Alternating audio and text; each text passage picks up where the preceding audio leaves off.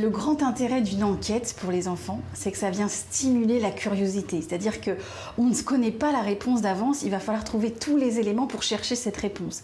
Et ce fonctionnement-là, c'est le fonctionnement finalement de toute la vie. Quand l'enfant regarde un écran, il peut apprendre plein de choses, mais c'est plutôt mental. Mais ça ne répond pas à la construction vraiment de l'intelligence. Dans le jeu papier ou dans le jeu réel, l'enfant, il va découvrir le monde avec ses sens. L'interactivité, elle est très importante pour l'enfant, notamment au niveau du langage, parce que plus l'enfant est baigné dans un bain de langage, plus il arrive à communiquer avec l'autre. Quand l'enfant joue, c'est lui le héros du jeu. Il n'est pas soumis à des contraintes, par exemple familiales ou des contraintes de rythme, il va pouvoir aller à son propre rythme.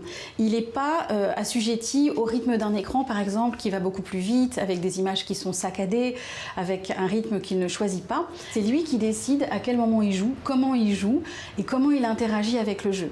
Là, l'enfant a le temps de se poser, a le temps de réfléchir et il a le temps d'attendre aussi une réponse. Une des clés du bonheur, c'est de pouvoir observer, c'est de pouvoir simplement être présent à son monde avec les 5 sens. Et ça, les enfants, ils sont très très forts pour le faire.